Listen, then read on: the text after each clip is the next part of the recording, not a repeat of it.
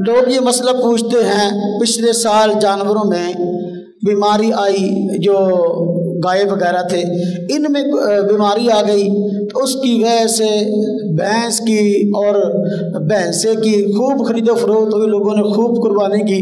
तो इसकी वजह से ये मसला ज़ेर बहस आया कि भैंस और भैंसे की कुर्बानी होती है कि नहीं, कट्टे ही कुर्बानी होती कि नहीं होती। अगरचे ये मसला बाद हज़रात ने पहले भी छेड़ा हुआ है, लेकिन अब चूँकि उसकी कुर्बानी ज़्यादा होने लगी है तो बाद हज़रात इसको ज़्यादा परेशान करने लगे हैं और मसले को बयान करने लगे हैं। बाद हज़रात कहते हैं, जो फिरका अहले हदीस के लोग हैं वो कहते हैं कि भैंस, भैंसा, कट्टा इसकी कुर्बानी नहीं होती। हालांकि बिल्कुल बात गलत है, भैंस, भैंसा, कट्टा इसकी कुर्बानी हो जाती है। और शरीयत ने कुर्बानी के सही होने के लिए जो शर्तें बयान की हैं वो सारी की सारी शर्तें इसके अंदर पाई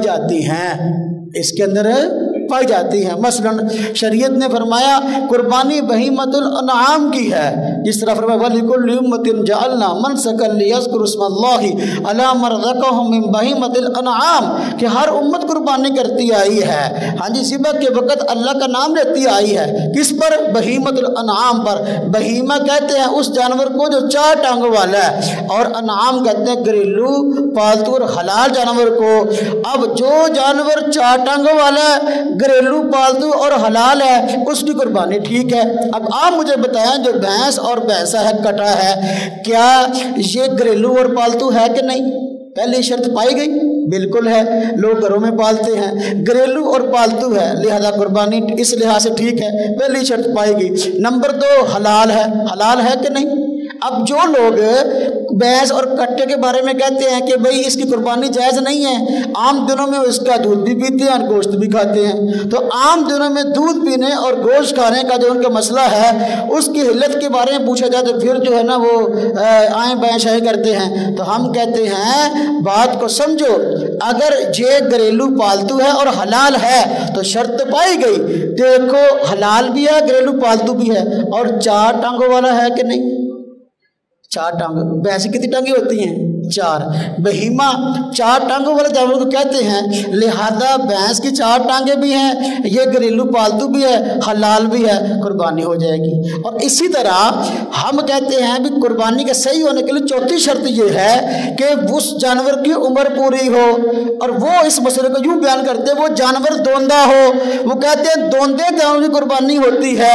हम कहते हैं अल्लाह तुम्हें अक्ल दे। मुस्लिम शरीफ में हदीस मौजूद है, हुजूर नबी पाक में शाह फरमाया ला तज़बहू इल्ला मुसिन्ना, कि तुम वो जानवर ज़िबा करो जो मुसिन्ना है। हम मुसिन्ने की तशरीह करते हैं कि उसकी वो जवान हो गया है, उसकी उम्र पूरी है, वो इसकी तशरीह करते हैं मुसिन्ना वो है जिसके सामने वाले 2 दांत गिर गए हैं। हम कहते हैं अगर यही बात है, बात तुम्हारी लें, और मुसिन्ना का माना दोंदा हो कि भाई दोंदे कुर्बानी जायज़ है, जो दोंदा नहीं उसकी कुर्बानी जायज़ नहीं है। आप मुझे बताएं भैंस और भैंसा और कट्टा दोंदा होता है कि नहीं होता?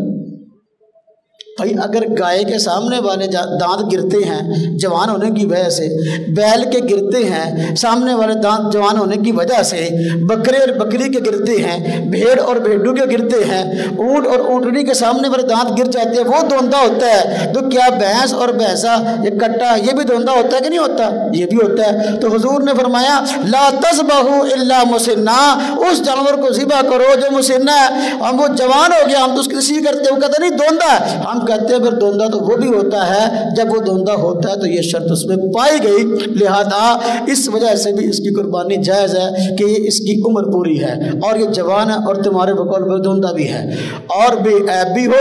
हम कहते हैं जो शर्तें गाय वगैरह के बेऐब होने के लिए ज़रूरी हैं, इसी तरह का ऐब इसमें भी ना पाया जाता हो। लिहाजा शरीयत के उसूलों की रोशनी में कुरान पाक की ये आयत बिन बहीमतिल अनआम, इसकी रोशनी में, और मुस्लिम शरीफ की हदीस ला तज़बहू इल्ला मुसिन्ना, इसकी रोशनी में कुर्बानी इसकी जायज़ मालूम होती है।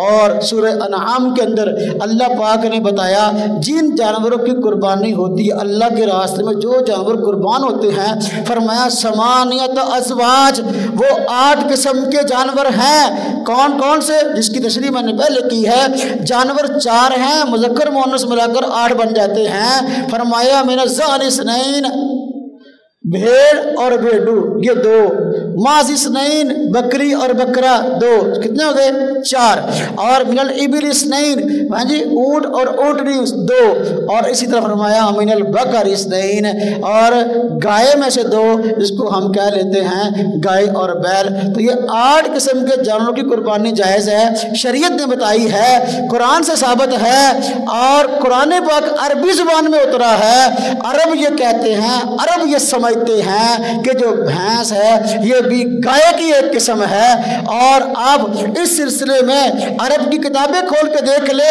अरबी लुगत की किताबें खोल के देख ले, अरबी डिक्शनरियाँ खोल के देख ले, वहाँ वो कहते हैं कि गाय कई तरह की होती है और भैंस भी गाय की एक किस्म है। लुगत की किताबें खोल लें, अल-मुअजमुल वसीत आप उसको खोल लें, मुख्तारुस सिहा आप उसको खोल लें, मुंजद अरबी की डिक्शनरी किताब है मोतबर उसको खोल लें, लिखा हुआ नौ बिन किबारिल बकर, ये गाय की किस्मों में से एक बड़ी किस्म है। जब गाय की किस्म शुमार कर लिया गया तो लिहाजा इस वजह से भैंस की कुर्बानी जायज़ हो गई। क्यों? कुरान पाक में है वमिनल बकर इस्नैन, कि भाई बकर की कुर्बानी जायज़ है। और अरब कहते हैं जो अपने भैंस है ये भी गाय की एक किस्म है। हाल बत्ता गाय की कई किस्में हैं, गाय की एक किस्मों में से ये भी किस्म है। तो जिस गाय के अंदर ये शर्तें पाई जाती होंगी उसकी कुर्बानी जायज़ है। अब ये भैंस के अंदर सारी शर्तें पाई जाती हैं, जायज़ है। लेकिन आप देखें जो जंगली गाय है, जंगली गाय हालांकि है गाय, अमीरुल बकर इसमें बाजार आती है, लेकिन चूंकि घरेलू और पालतू नहीं है, जंगली गाय की कुर्बानी, वैसी गाय की कुर्बानी जायज़ नहीं है। क्यों? इसलिए कि वो बहीमतुल अनाम नहीं है, घरेलू पालतू नहीं है। हलाल तो है, छुपाया तो है, लेकिन घरेलू पालतू नहीं है। लेकिन ये तो बेचारी भैंस जो है ये घरेलू पालतू है। अल्लामा दमीरी रहमतुल्लाह अलैह ने हयातुल हैवान के अंदर ये बात लिखी है, जो कि हैवानात की तहकीक पर पुरानी और मोतबर किताब है। तो उसमें लिखा है कि ये भी गाय की एक किस्म है, इसका गोश्त बहुत लजीज होता है। अब जो लोग कहते हैं कि इसकी कुर्बानी नाजायज़ है, उनके पास दलील क्या है? जो कहते हैं कि इसकी कुर्बानी नाजायज़ है भैंस की और भैंस और कट्टे की, वो कहते हैं जी वजह ये है कि भैंस और भैंस की कुर्बानी इसलिए जायज़ नहीं है कि इसकी कुर्बानी हुजूर नबी पाक सल्लल्लाहु अलैहि वसल्लम ने नहीं की। जब आप सल्लल्लाहु अलैहि वसल्लम ने कुर्बानी नहीं की तो लिहाजा कुर्बानी जायज़ नहीं है। हम कहते हैं भाई देखो, अब नबी पाक सल्लल्लाहु अलैहि वसल्लम ने कुर्बानी क्यों नहीं की, इसकी भी तो वजह जान लो। इसलिए नहीं की कि उस दौर में भैंस अरब के अंदर पाई नहीं जाती थी, उन इलाकों में भैंस पाई नहीं जाती थी, इसलिए नहीं की। लेकिन अब एक जानवर किसी इलाके में ना पाया जाए, शरीयत ने उसके जो अहकामात बता दिए कुर्बानी के, भी इनकी कुर्बानी होती है, उस म्यार पर पूरा उतरता हो तो कुर्बानी जायज़ क्यों नहीं है? अब देखो जिस तरह के हमारे यहाँ ऊँट है बहुत कम पाया जाता है, अगर कि बंदा कहे जी हमारे इलाके में तो 5.5 ऊँट है ही कोई नहीं, लिहाजा ऊँट की कुर्बानी नहीं जायज़ है। तो भाई किसी इलाके में कोई जानवर ना पाया जाए इसका यह मतलब नहीं कि हम देखो हमारे यहाँ ऊँट की कुर्बानी बहुत कम होती है, क्यों पाया नहीं जाता। अब अगर हम नाजायज़ कह दें गलत बात है। अरबों के यहाँ ऊँट ज़्यादा पाया जाता है, उसकी कुर्बानियाँ वो ज़्यादा करते हैं। हुज़ूर नबी पाक सल्लल्लाहु अलैहि वसल्लम के दौर में जो है वो भैंस पाई नहीं गई, लेकिन ताबईन सहाबा के दौर में पाई गई और वो अरब में पहुँच गई और उनसे उसकी कुर्बानी साबित है। खलीफा राशिद हज़रत सैयदना अली अल मुर्तज़ा रज़ी अल्लाह ताला अन्हु ने खुद फरमाया, मुस्नद फिरदौस दिल्ली में रिवायत है, फरमाया अल जामूसु फिल उज़ियति तजज़ी अन सबआ, के भैंस जो है ये कुर्बानी में 7 बंदों की तरफ से काफ़ी है। तो देखो जब सहाबा के दौर में पहुंची, ताबईन के दौर में पहुंची, मुहद्दिसीन ने इसकी वजाहत कर दी कि भाई ये गाय की एक किस्म है, कुर्बानी जायज़ है। अब इसमें बहस वाली बात ही कोई नहीं रह गई। अब मुहद्दिसीन भी जो है वो जायज़ बताते हैं, जिस तरह के हजरत इमाम मालिक रहमतुल्लाह अलैह ने मुअत्ता इमाम मालिक में खुद फरमाया है कि भाई ये गाय की एक किस्म है। जिस तरह ज़कात का मसला है, ज़कात का मसला, ज़कात भैंस पर है कि नहीं, कट्टे पर है कि नहीं, हम इनसे पूछते हैं तो भाई भैंस और कट्टे पर ज़कात है कि नहीं, बाकी जानवरों पर ज़कात है, कहते जी है। हम कहते हैं अब हदीस से साबित करो इसकी ज़कात क्या है। अब कहते हैं कि जो ज़कात गाय की है वही ज़कात जो है भैंस की है। اب وہاں زکوٰۃ کے مسئلے میں چونکہ ان کے پاس پیسے آتے ہیں، لہذا اب وہ کہہ دیتے ہیں کہ جی یہ زکوٰۃ کے مسئلے میں جو ہے وہ گائے کی طرح ہے، لہذا جو گائے کی تفصیل آ گئی حدیث میں، اب اس پر قیاس کرتے ہوئے ہم بھینس کو بھی یہی مسئلہ بتائیں گے کہ بھئی جو زکوٰۃ کی تفصیل گائے کی ہے، گائے 30 ہوں زکوٰۃ واجب ہو جاتی ہے، بھینس 30 ہوں زکوٰۃ واجب ہے۔ ہم کہتے ہیں بالکل ٹھیک ہے، اگر زکوٰۃ فرض ہے اور زکوٰۃ کے معاملے میں آپ نے بھینس کو گائے پر قیاس کر لیا ہے اور کہا ہے اس کی قسم اس کو اس میں شمار کر لیا ہے، تو پھر قربانی کے مسئلے میں بھی شمار کیا جائے گا۔ موطا امام مالک میں امام مالک رحمۃ اللہ علیہ نے فرمایا ہے زکوٰۃ کے مسئلے میں یہ بھینس جو ہے یہ گائے میں شمار کی جائے گی، اور محدث اور امام مالک رحمۃ اللہ علیہ یہ ایسے محدث ہیں کہ یہ اپنا موقف جو اختیار کرتے ہیں عموماً اہل مدینہ کا عمل ہوتا ہے، مدینہ والوں کے عمل کو دیکھ کر موقف اختیار کرتے ہیں، چونکہ اس دور میں مدینہ والے یہ بھینس کو گائے کی قسم شمار کرتے تھے، اس لیے امام مالک رحمۃ اللہ علیہ نے بھی محدث جو اپنے وقت کے عظیم محدث تھے انہوں نے بھی یہ مسئلہ بیان کیا کہ بھینس کا مسئلہ یہ ہے کہ یہ زکوٰۃ کے مسئلے میں گائے کی طرح اس کو اسی کے ساتھ شمار کیا جائے گا۔ محدث اپنے وقت کے عظیم محدث مشہور تابعی حضرت حسن بصری رحمۃ اللہ علیہ انہوں نے بھی فرمایا زکوٰۃ کے مسئلے میں بھینس کو جو ہے وہ گائے کے اندر شمار کیا جائے گا، اور حضرت سفیان ثوری جو اپنے وقت کے عظیم محدث ہیں تابعین میں سے ہیں وہ بھی فرماتے ہیں زکوٰۃ کے مسئلے میں بھینس کو گائے کے اندر شمار کیا جائے گا۔ اب یہ حضرات جو بھینس کو گائے کے اندر شمار کرتے ہیں زکوٰۃ کے مسئلے میں کہ یہ قسمیں ہیں، ایک قسم کو دوسری میں شمار کر لیں گے، لہذا قربانی کے مسئلے میں شمار کیوں نہیں کیا جا سکتا؟ پھر ہم کہتے ہیں بھینس اور کٹا اس کی جو قربانی جائز ہے تو شریعت کے اصولوں کی وجہ سے ہے، اور جائز کہتے ہیں جی حضور نے نہیں کی اس لیے جائز نہیں ہے۔ ہم کہتے ہیں بھئی دیکھو آپ مانتے ہو کہ اونٹ کی جتنی بھی نسلیں ہیں جتنی بھی قسمیں ہیں سب کی قربانی جائز ہے، حالانکہ حضور نبی پاک صلی اللہ علیہ وسلم نے اونٹ کی ساری قسموں کی قربانی نہیں کی۔ اب اونٹ بختی نسل کا بھی ہوتا ہے اور اونٹ جو ہے وہ اپنا عربی نسل کا بھی ہے، پھر اس کی بھی کئی قسمیں ہیں، تو جتنی اونٹ کی قسمیں ہیں حضور نے ہر ایک کی قربانی نہیں کی، لیکن تم ساری قسموں کی قربانی کو جائز کہتے ہو۔ اسی طرح حضور نبی پاک صلی اللہ علیہ وسلم سے گائے کی قربانی ثابت ہے، لیکن گائے کی جتنی قسمیں ہیں کیا سب کی قربانی حضور نے کی ہے؟ نہیں، یہ ساہیوال نسل کی قربانی ہے، اس کی قربانی ہمارے یہاں جب عموماً قربانی آتی ہے تو اکثر قربانی ساہیوال نسل کی گائے کی ہوتی ہے۔ حضور نبی پاک صلی اللہ علیہ وسلم نے ساہیوال نسل کی گائے کی قربانی نہیں کی، تو پھر تو یہ بھی ناجائز کہہ دو، حالانکہ اس کو ناجائز نہیں کہتے۔ اور ریڈ انڈین گائے ہے، ریڈ انڈین گائے کی قربانی حضور نبی پاک صلی اللہ علیہ وسلم نے نہیں کی، لیکن اس کو وہ جائز کہتے ہیں۔ ہم کہتے ہیں کیوں جائز کہتے ہو؟ کہتے ہیں جی گائے کی قسم ہے۔ ہم کہتے ہیں بھینس کی قربانی بھی اس لیے جائز ہے کہ یہ گائے کی قسم ہے۔ محدثین کے ہاں حضرت علی المرتضیٰ رضی اللہ تعالیٰ عنہ کے ہاں اور اس ائمہ لغت کے ہاں عربوں کے ہاں قرآن کے اصولوں کی روشنی میں جب یہ بات ٹھیک ہے تو پھر بھینس اور کٹے کی قربانی جائز ہے، اس کے ناجائز کہنے کی کوئی وجہ نہیں ہے۔ عجیب بات ہے، ویسے کہتے ہیں بھینس اور کٹے قربانی ناجائز ہے، لیکن جب کوئی بندہ قربانی کر لے تو کھال لین واسطے پہنچ جاتے ہیں، کھال لین واسطے بھی کھال سانوں دے دیو بھی قربانی تو بیچارے کی ناجائز ہے، وہ تسی کہا بھی حرام ہے تو کھال تو واسطے حلال ہو گئی۔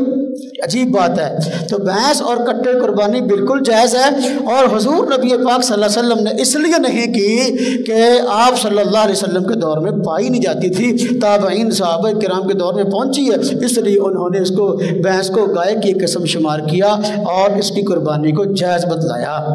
تاریخ میں بھینس کی قربانی کو ناجائز نہیں بتلایا گیا۔ یہ جو فرقہ اہل حدیث ہے انہوں نے اس پہ آگے شور شروع کیا اور کہا کہ بھینس اور کٹے قربانی نہیں ہوتی، وگرنہ تاریخ کے اندر یہ مسئلہ اختلافی نہیں ہے، لوگ ہمیشہ سے قربانی کرتے آئے ہیں۔ اور اہل حدیثوں کے جو بڑے علماء ہیں، میرے پاس کئی فتاوی پڑھے ہیں، کئی کتابیں پڑھی ہیں جن کے اندر باقاعدہ انہوں نے لکھا کہ بھینس کی قربانی جائز ہے، فتاوی ثنائیہ کے اندر لکھا ہے، اور اسی طرح اپنا یہ فتاوی ستاریہ اس کے اندر لکھا ہے، فتاوی علماء حدیث کے اندر لکھا ہے، کئی فتاوی کے اندر لکھا ہے کہ قربانی اس کی جائز ہے۔ سب سے پہلے جس بندے نے بھینس کی قربانی کا انکار کیا وہ اہل حدیثوں کا ایک مولوی تھا عبداللہ روپڑی، اس نے سب سے پہلے کہا کہ بھی اس کی قربانی ناجائز ہے۔ اس سے پہلے اہل حدیثوں کسی مولوی نے بھی قربانی کو ناجائز نہیں کہا کہ بھینس کی قربانی ناجائز ہے، اور وہ بھی اسے ناجائز کیوں کہا؟ یہ دو عالم تھے اہل حدیثوں کے، ان کی آپس میں بنتی نہیں تھی، ایک بندہ اگر مسئلہ ایک بیان کرتا تو دوسرا ادھر الٹ چلتا، کیوں لڑائی سی آپس۔ یہ مولوی ثناء اللہ امرتسری صاحب اور مولوی عبداللہ روپڑی صاحب، یہ ان کی آپس میں کافی لڑائی تھی، ایک دوسرے کے خلاف کتابیں بھی لکھی، کافر شافر بھی کہا، بہت کچھ۔ تو چونکہ ثناء اللہ امرتسری صاحب نے فتاوی ثنائیہ کے اندر بھینس کی قربانی کو حلال لکھا، اس چڑ کے اندر کہہ دیا بھینس کی قربانی حرام ہے، وگرنہ عبداللہ روپڑی سے پہلے کسی فرقہ اہل حدیث کے بندے نے بھی نہیں کہا بھینس کی قربانی ناجائز ہے۔ تو لہذا جن جانوروں کے اندر یہ 5 شرطیں پائی جائیں ان کی قربانی جائز ہے۔ نمبر 1 یہ کہ گھریلو اور پالتو ہو، نمبر 2 حلال ہو، نمبر 3 چھپایا ہو، نمبر 4 اس کی عمر پوری ہو، نمبر 5 بے عیب ہو، ایسا عیب اس جانور کے اندر نہ ہو جو عیب شریعت نے جو ہے وہ معتبر شمار نہیں کیا اور اس عیب کی وجہ سے قربانی کی اجازت نہیں دی۔ تو بھینس کے اندر یہ ساری شرطیں پائی جاتی ہیں، لہذا وہ گھریلو اور پالتو بھی ہے اور وہ چھپایا بھی ہے، حلال بھی ہے، دوندہ بھی ہوتا ہے، ہاں جی بھینس اور کٹا، اور لہذا اب قربانی اس کی جائز کیوں نہیں ہے؟ شریعت کے اصولوں کی روشنی میں، قرآن کی روشنی میں، حدیث کی روشنی میں، اور ائمہ لغت کی روشنی میں، محدثین کی تحقیق کی روشنی میں، اور مورخین کی تاریخ کی روشنی میں، حتیٰ کہ فرقہ اہل حدیث کے سابق علماء کی فتاوی کی روشنی میں قربانی ناجائز ہے، کسی نے ناجائز نہیں کہا۔ سب سے پہلے عبداللہ روپڑی صاحب نے کہا، حالانکہ شریعت کا یہ اپنا اصول ہے کہ بھائی جو حلت اور حرمت کے اصول ہیں یہ تو قرآن طے کرے گا نا، حدیث بتائے کہ کون چیز حلال ہے یا حرام ہے۔